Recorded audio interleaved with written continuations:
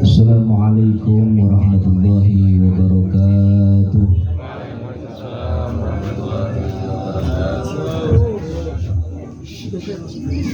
Siap rokok, rokok, mana bawa rokok, minum sampingnya, terbalik kalau minum.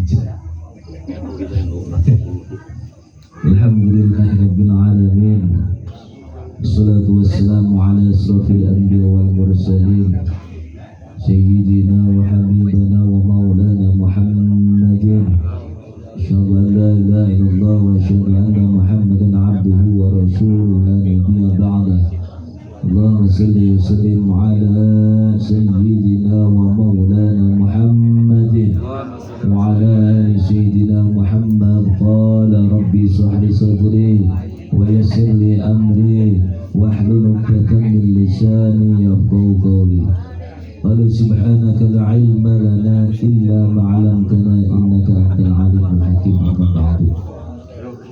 Puji syukur sama-sama kita panjatkan kehadirat Allah Subhanahu wa taala, yang mana sampai dengan malam hari ini kita masih diberikan taufik hidayah inayah kepada kita semuanya, yang insyaallah cucuran kenikmatan yang Allah berikan kepada kita semuanya, wabil khusus nikmat iman, nikmat Islam, nikmat sehat walafiat, panjang umur dan nikmat sempat.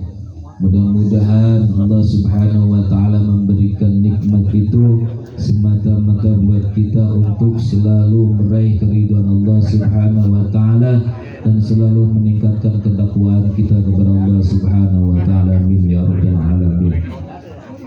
Salawat dan salam kita haturkan kepada baginda Nabi besar Muhammad sallallahu alaihi wasallam, kepada keluarganya, kepada sahabatnya, kepada seluruh umatnya, kepada tabi'in-tabi'innya.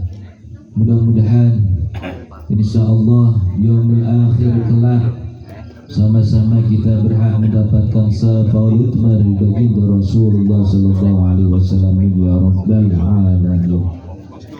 Yang saya hormati Ketua RW 011 Bapak RW Nanang, yang saya hormati Ketua RT Sohibul Bed Bapak RT Rijal RT 05, yang saya hormati Ketua RT 02 Bapak RT Tony, yang saya hormati Ketua RT 03 Bapak RT Burhan, yang saya hormati Ketua RT 04 Bapak RT Asep, yang saya hormati Ketua RT 01 ataupun 06 yang mungkin diwakili oleh pengurus-pengurusnya.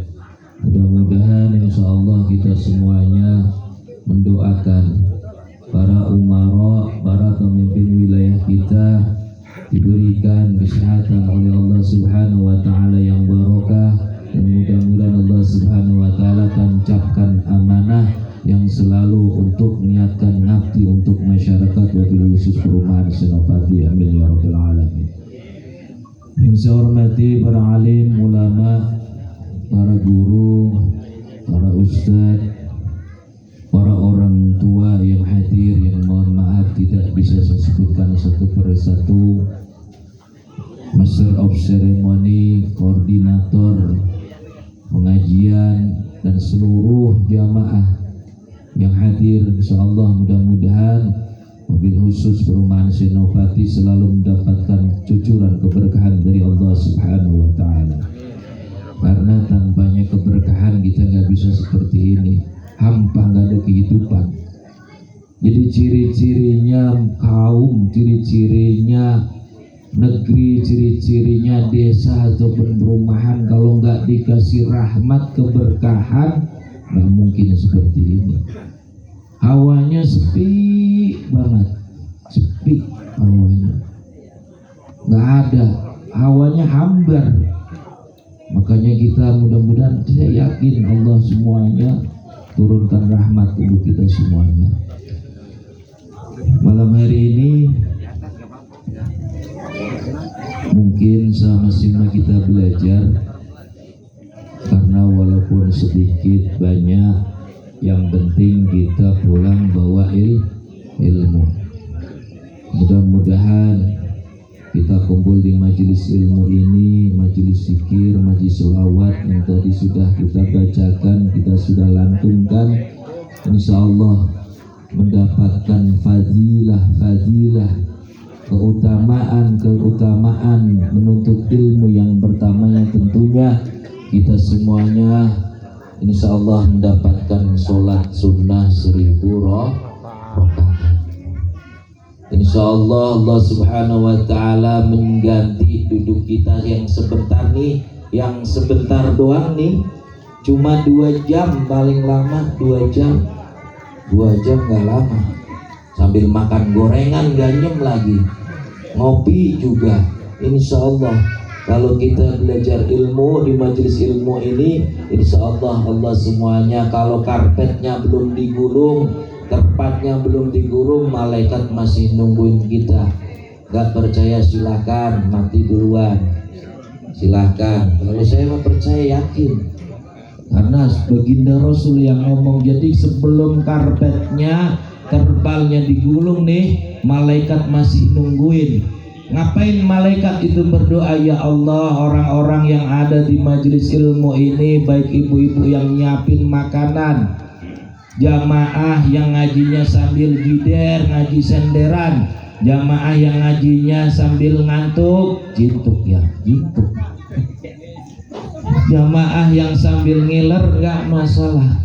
Nanti malaikat itu sampai sekarang masih mendoakan kita. Mudah-mudahan orang-orang yang ada di majelis ilmu ini, insyaallah kalau niatnya ngaji sampai majelis ini pulang, Allah subhanahu wa ta'ala akan angkat semua dosa-dosa kita. Amin ya rabbal alamin. Enak Pak, makanya saya masih sering ngaji. Walaupun saya sekadang ngajar ngaji, tapi saya masih ngaji sampai sekarang. Gak ada yang tahu ngaji ya, sampai sekarang ngaji. Gak panjang kalam, semua manusia tentunya ingin hidup enak. Semua manusia di dalam kehidupan ini tentunya mah pengennya gak ada ujian. Semua manusia mah pengennya gak ada cobaan, pengennya mah mulus datar. Pengen beli mobil bisa beli mobil, pengen ganti HP baru, ganti HP baru, pengen beli motor baru, ganti motor baru, pengen umroh, kita pergi umroh. Itu hanya keinginan. Benar Pak, keinginan. Karena Allah subhanahu wa ta'ala pada malam hari ini insyaallah temanya hikmah. Hikmah di dalam ujian dan cobaan. Rata-rata pasti ngeluh Pak, namanya ujian cobaan itu nggak selalu dari materi. Kita diambil nikmat sehatnya sama Allah subhanahu wa ta'ala, bisa. Kenapa? Dilarang makan ini, dilarang minum ini.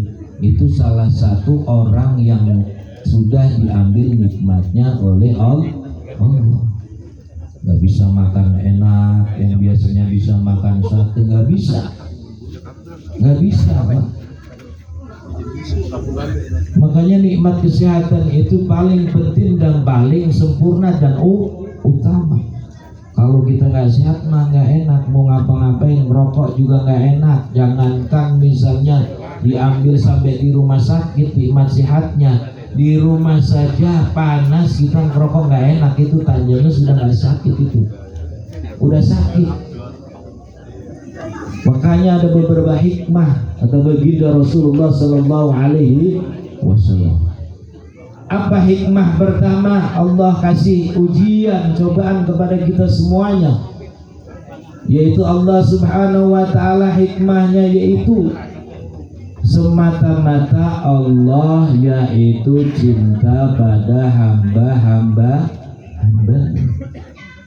Makanya baginda Rasul Sallallahu Alaihi Wasallam bersabda, barang siapa yang dikasih ujian itu ridha, itu ikhlas, Allah akan meridhoinya. Tapi kan belum rata-rata sudah ngeluh. Wah, apalagi diuji gitu. Buktiin nanti omongan saya. Kalau ngeluh nggak apa-apa sama Allah, sama istri paling ngeluh. Jangan ngeluh ke sana sini. Buktiin nanti.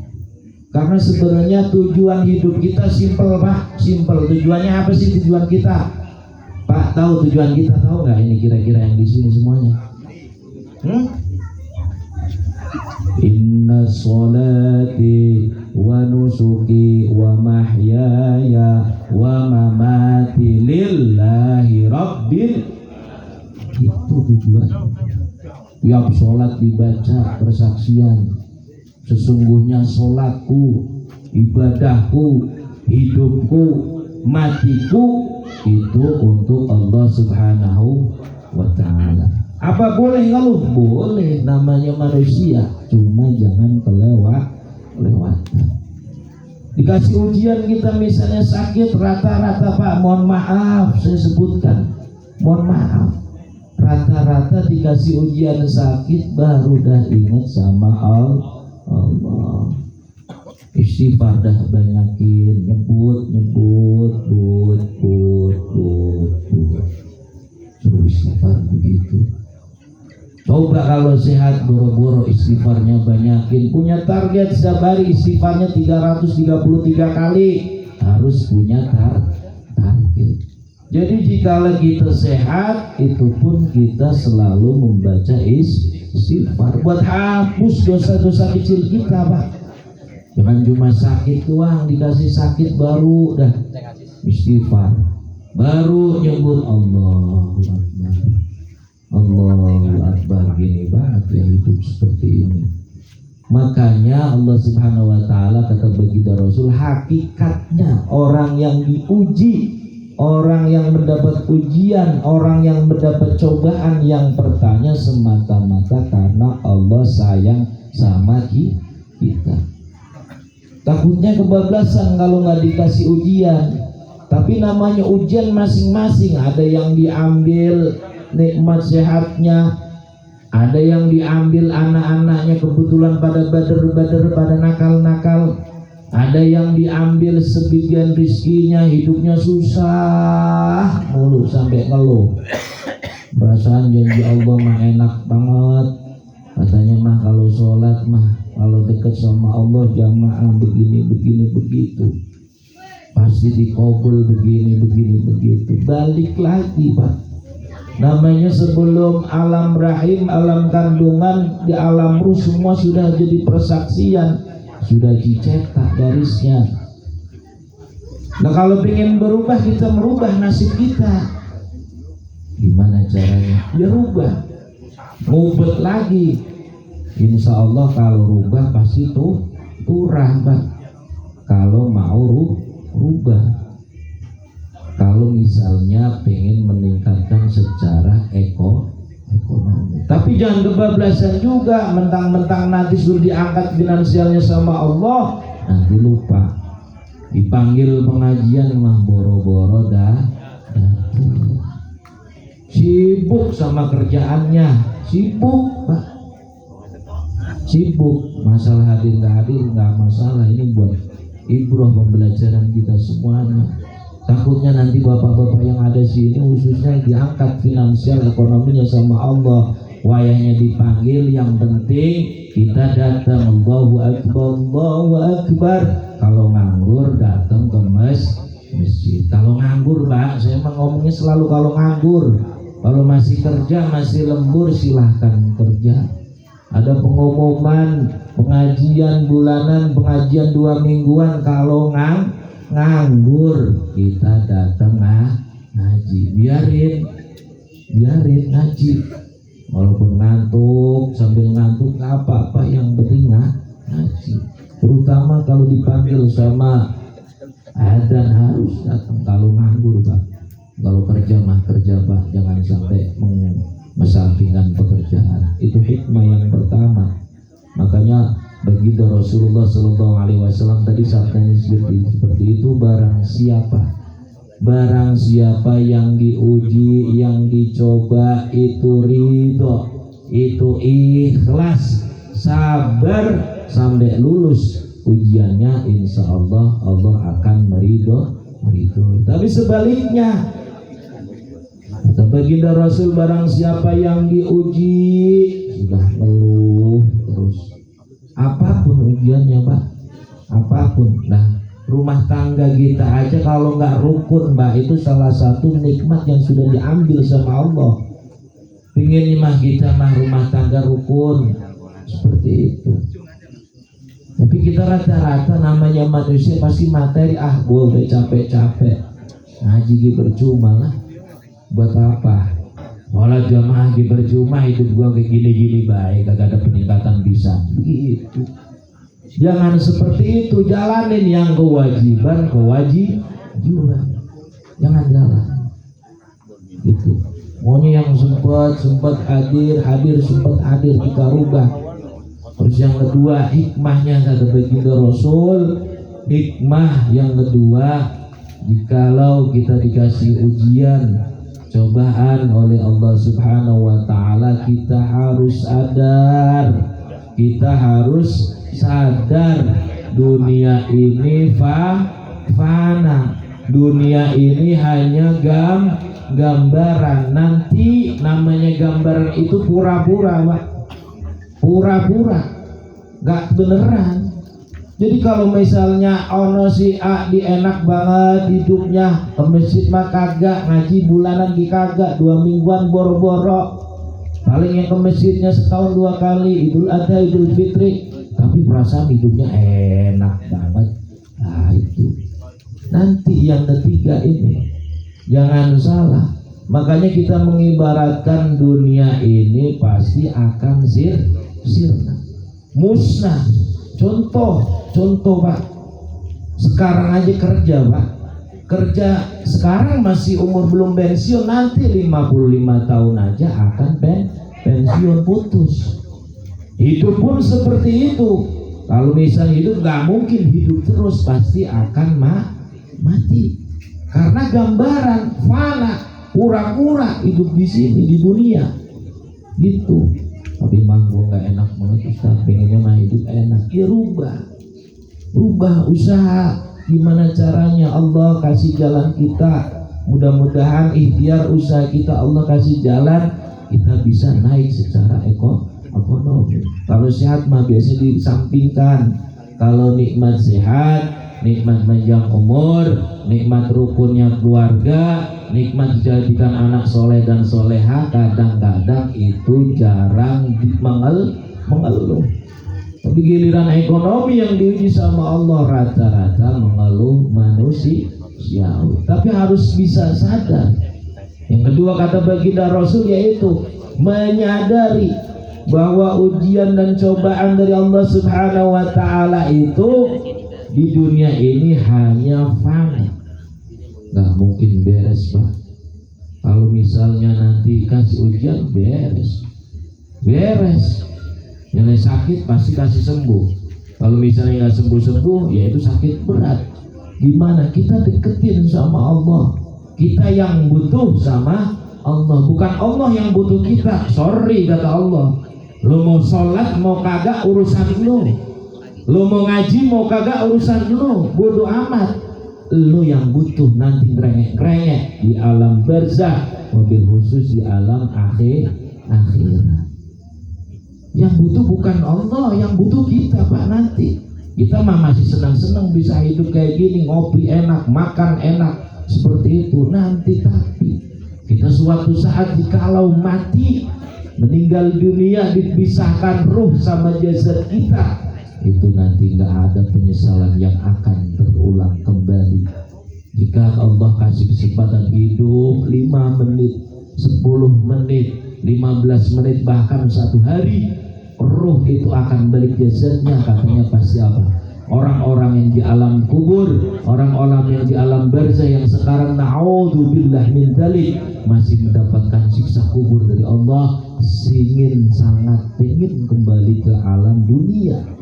Untuk apa? Untuk ibadah. Kalau dikasih kesempatan ibadah 1 hari, ingin ibadah benar-benar. Kalau misalnya dikasih kesempatan hidup lagi di dunia sehari, semua hartanya pasti akan disampaikan ke fakir miskin. Itu makanya sekarang Mbak, ujian mah bentuknya apa aja. Makanya kita harus sadar yang kedua, hikmah dari ujian dan cobaan, yaitu kita harus sadar kita hidup di dunia ini hidupnya fana. Pura-pura Pak, biarin orang mas senang hidupnya, biarin. Yang penting gimana caranya saya mah pribadi saya ini selalu takwa. Ada perintah sholat, kita sholat. Ada perintah puasa, kita puasa. Ada rezeki untuk bersedekah, kita sedekah. Manfaatin hidup yang manfaat, berbuat baik kepada orang lain. Yang ketiga, yang terakhir, kata baginda Rasulullah SAW, hikmah di dalam ujian dan cobaan. Kita harus sadar Pak, ujian cobaan itu untuk meningkatkan kualitas ketakwaan kepada Allah Subhanahu wa ta'ala. Diuji sakit, besoknya yang pada waktu sakit istighfarnya banyak, habis sakit itu juga harus istighfar. Diuji miskin, hidupnya pas-pasan, sama. Makanya Allah Subhanahu wa ta'ala dalam Al-Quran Al-Mulk Tabarakalladzi biyadil mulku wa ala kulli syai'in qadir, itu sarahnya, penjelasannya dalam surat Al-Mulk atau Tabarak. Itu Allah Subhanahu wa ta'ala menjelaskan ujian itu bukan dikala kita lagi susah, bukan kita lagi sedih, tapi ujian itu dikala kita masih ada, pengen apa-apa kebeli. Itu ujian. Jadi yang sekarang nih dikasih ekonominya lebih, itu ujian Pak. Bisa nggak manfaatin yang kasih uang lebih, rizki lebih sama Allah Subhanahu wa ta'ala untuk menyantuni anak yatim piatu, fakir miskin, bisa kagak? Agak bakalan rata-rata orang yang makin kaya, makin naik ekonominya, rata-rata awas iya. Kita ngomong Enggak, memang kalau selamatan harus ada yang tumbang, di mana-mana begitu. udah dipindahin. Mau selamatan, mau pengajian pasti ada yang tumbang, udah biasa, gak kaget. Ada pecah, apalagi udah gak kaget ya, udah biarin aja gitu. Jadi yang terakhir kita harus sadar, yang namanya diuji, dicoba oleh Allah itu semata-mata setelah diuji itu harus meningkatkan kualitas ketakwaan kepada Allah Subhanahu wa ta'ala. Yang kaya diuji, gak cuma yang miskin Pak. Makanya sahabat Nabi Abdurrahman bin Auf itu mah diuji, itu kayaknya gak ketulungan Abdurrahman bin Auf, ketimbang kita mah gak ada apa-apanya. Ya elah, ketimbang yang terkaya di Indonesia gak ada apa-apanya.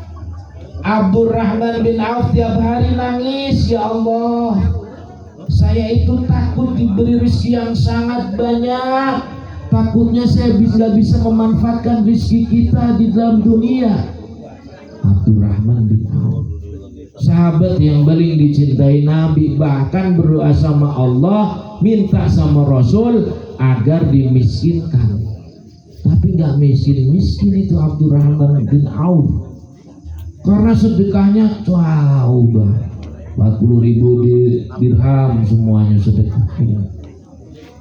Memang kita doang yang diuji, Nabi dulu diuji semuanya. Bilal bin Rabah kurang apa diujinya, ya Allah. Bilal bin Rabah ujiannya jadi budak luar biasa Pak, disiksa, dipecut, bahkan dimerdekakan pun sempat dilempar sama majikannya ke tengah-tengah gurun pasir, dilemparin batu. Naudzubillahimin. Itu Bilal bin Rabah. Kalau sekarang mah yang tukang adzan begitu. Kalau dulu yang tukang adzan Bilal, zaman Nabi. Bilal bin Rabah pun diuji sampai luar biasa. Siapa lagi yang diuji? Nabi Ayub. Nabi Ayub miskin terus Pak, nggak kaya-kaya. Sama umatnya pun miskin terus diujinya. Tapi tetap sabar. Balik lagi, kalau saya diuji, kata Nabi Ayub, itu semata-mata saya harus tawakal, saya harus takwa, saya harus mendekatkan diri kepada Allah Subhanahu wa Ta'ala. Udah diuji ekonominya, kita tetap harus dekat. Biarin Allah nggak kasih, biarin Allah nggak ningkatin ekonomi kita. Yang penting kita tetap tawakal, kita tetap khusyuk, kita tetap takwa semata-mata. Inna sholati wa nusuki wa mahyaya wa mamati lillahi rabbil alamin. Dan insyaallah pulang kita menghadap Allah, kita bisa mengucapkan la ilaha illallah Muhammadur Rasulullah. Gitu Pak, udah. Insyaallah kalau kita tahu hikmahnya dari ujian, cobaan mah sepele Pak, sepele. Ustadz Ma'mur mah enak hidupnya kayak gitu. Pasti ada ada orangnya nggak tahu datang apa kagak, nggak tahu saya mah. Ada baik, itu buktinya hidupnya nggak tahu aja. Mobil saya, truk saya 4 biji nganggur udah 3 minggu nggak ada tarikan. Kata siapa nggak diuji? Diuji semuanya, diuji. Enak ngelihat sawang sinawang. Ustadz Ma'mur enak kayak mobilnya sekarang baru apa nggak seperti itu. Lebih enak makan soto sambalnya yang pedas. Nggak seperti itu Pak. Allah nggak akan merubah nasib seseorang kalau orang itu tidak berusaha. Usaha apa? Usaha buat apa sih saya seperti itu? Insya Allah buat menopang semua kegiatan keagamaan. Saya nggak mengharap apa-apa. Pak RW tahu susahnya, saya tahu Pak RW, semuanya tahu. Ini sebagai motivasi saja, sebagai motivasi. Semuanya tahu ya Allah, hidup saya susah Pak, susah. Tapi saya yakin sama Allah. Kenapa orang kadang-kadang doanya nggak dikabul, kadang-kadang benar-benar nggak yakin itu orang. Hambanya itu nggak yakin sama kebesaran Allah. Baru ngamalin sedikit-sedikit udah pasrah, baru sebulan 2 bulan dia udah nyerah. Baru sholatnya rajin 2 bulan ke masjid bisa 4 waktu dia udah nyerah. Itu istiqomah. Perkara Allah ganti di dunia apa kagak, yang penting pasti janji Allah akan memuliakan kita kelak di akhirat. Kalau misalnya diganti di dunia mah sekedar bonus Pak, udah kita nikmatin. Tapi jangan lupa iling, kita contoh Abdurrahman bin Auf, orang yang kayanya minta ampun itu pun pengen miskin, takut sama hartanya.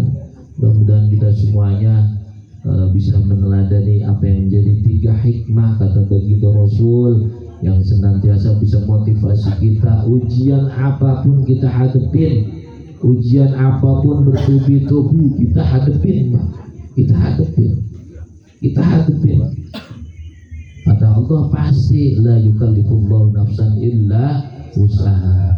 Ya Allah gak bakalan ngasih kalau misalnya orang itu hambanya itu gak sanggup. Makanya dalam Al-Quran la yukallifullahu nafsan illa usaha. Udah jelas, yakin kita harus yakin. Keyakinan kita yang ragu sama Allah yang maha besar, Allah yang maha segalanya, itu harus perkuat Pak. Harus perkuat, yakin semua itu kehendak Allah Subhanahu wa Ta'ala. Mungkin dari saya seperti itu, kurang lebihnya mohon maaf. Ini mudah-mudahan menjadi ibrah, menjadi pembelajaran khususnya buat saya pribadi. Apapun ujian yang dikasih Allah kita harus syukuri. Ya ayyuhalladzina amanu ista'inu bisabri wassalah. Pokoknya setiap manusia yang diuji sama Allah, apapun bentuk ujiannya, itu kita harus balik lagi sabar sama sholat. Udah kuncinya di situ Pak, kuncinya di situ. Kalau misalnya masih terlilit utang, ada amalannya, ada amalannya. Kalau misalnya dalam kesusahan kita banyakin baca Rabbi shrah li sadri wa yassir li amri wahlul 'uqdatam min lisani yafqahu qawli. Banyakin doa itu doa baginda Rasul yang diajarkan, doain. Kalau kita masih diberi ujian yang sangat berat, kesusahan, berantakan rumah tangga kita baca amalin la ilaha illa anta subhanaka inni kuntu minadh dhalimin. Kita amalin apa yang sudah diajarkan baginda Rasul, kita amalin. Kalau misalnya terlilit utang, saya nggak ngasih tahu biar ke rumah. Kurang lebihnya mohon maaf. Wassalamualaikum warahmatullahi wabarakatuh. Biar bayar. Biar bayar. Kasih pinjaman.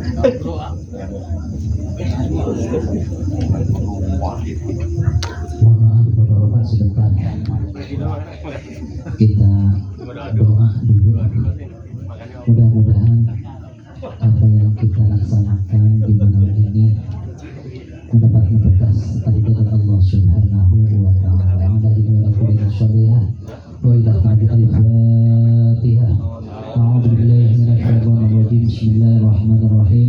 Alhamdulillahirabbil alamin arrahmanir rahim maliki yaumiddin. Iyyaka na'budu wa iyyaka nasta'in ihdinas siratal mustaqim siratal ladzina an'amta 'alaihim ghairil maghdubi 'alaihim waladdallin. Amin. Astagfirullahaladzim, astagfirullahaladzim, astagfirullahaladzim. Alhamdulillah wa'amud. Allahumma salli wa sallim ala sayyidina wa habibina syafi'ina wa karimina ulana Muhammad wa barik wa sallim wa radiyallahu tabaraka wa ta'ala qul sadatin ashabi rasulillah ajma'in. Amin, amin, amin. Alhamdulillah rabbil alamin ya ma'bud hamdan syakirin hamdan na'imin hamdan yuafi ni'amahu wa yukafi mazidah. Ya Rabbana lakal hamdu wa lakal mulku wa lakal syukr kama yanbaghi li jalali wajhikal karim wa li 'azimi sultani. Allahumma shalli ala sayyidina Muhammad wa ala ali sayyidina Muhammad salatan tunajjina min jami'il ahwali wal afat wa ta'udlana biha jami'al hajat wallahu biha min jami'is syi'at wa tarfa'una bi a'la darajat wa tuballighuna bi asrayat min jami'il khairati wa hayati wa ba'da al-maut innaka ala kulli syai'in qadir. Allahumma atina maqarana min Qur'anil 'azim wa mahallana wa sabbahna wa astaghfirna sayyidina Muhammad وصلى الله آبائنا وأمهاتنا وجداتنا وجداتنا وأخينا وأخواتنا وأستاذنا ولمشايخنا ولسائر المسلمين والمسلمات والمؤمنين والمسلمين منهم والأمة. اللهم اغفر لهم وارحمهم وعافهم واعف عنهم. اللهم لا تحرمنا ذرهم ولا تفتنا بعدهم واغفر لنا ولهم ونحن سابقون بالإيمان ولا تجعلنا في قلوبنا غلا للذين آمنوا ربنا إنك رؤوف رحيم. يا أيتها المستعين ارضيان ربك رضيا مريم فادخلي في عبادي دخل الجنة. اللهم اجعلنا قبورهم روضا من رياض الجنة ولا تجعلنا قبورهم حفرة من حفار يوم القيامة. اللهم اغفر لنا ذنوبنا وارحمنا وارحمهما كما ربيانا صغيرا ولجميع المؤمنين والمؤمنات والمسلمين والمسلمين والأمة. اللهم إنا نسألك السلامة في الدين وعافية في الجسد وزيادة في العلم وبركة في الرزق وتوبة قبل الموت ورحمة عند الموت وفضل بعد الموت. اللهم هون علينا في شكرة الموت والنجاة من النار والعافية من السبب. اللهم إني أسألك أن ترزقني رزقا حلالا طيبا بغنى ولو مشقة إنك على كل شيء قدير. اللهم أغنني بالعلم وزيني بالحلم وأكرمنا بالتقوى وجعلنا في اللهم ثبت قلبنا عن الإسلام ثبت قلب الإيمان. ربنا هب لنا من أزواجنا وذريتنا قرة أعين واجعلنا للمتقين إماما. ربنا ظلمنا أنفسنا وإن لم تغفر لنا وترحمنا لنكونن خاسرين. ربنا لا تزغ قلوبنا بعد إذ هديتنا وهب لنا من لدنك رحمة إنك أنت الوهاب. ربنا تقبل منا إنك أنت السميع العليم وتب علينا إنك أنت التواب الرحيم. اللهم اجعلنا جمعنا هذا جمعا مرحوما وتفرقنا من بعده تفرقا معصوما. ربنا يا الله آتنا في الدنيا حسنة وفي الآخرة حسنة وقنا عذاب النار وادخلنا الجنة مع الأبرار. يا عزيز يا غفار يا كريم يا ستار يا رب العالمين. وصلى الله على خير خلق سيدنا محمد النبي الأمي وعلى آله وصحبه وسلم بفضلك سبحانك ربك رب العزة عما يصفون وسلام على المرسلين والحمد لله رب العالمين. الفاتحة. Bismillahirrahmanirrahim. Alhamdulillahirabbil alamin.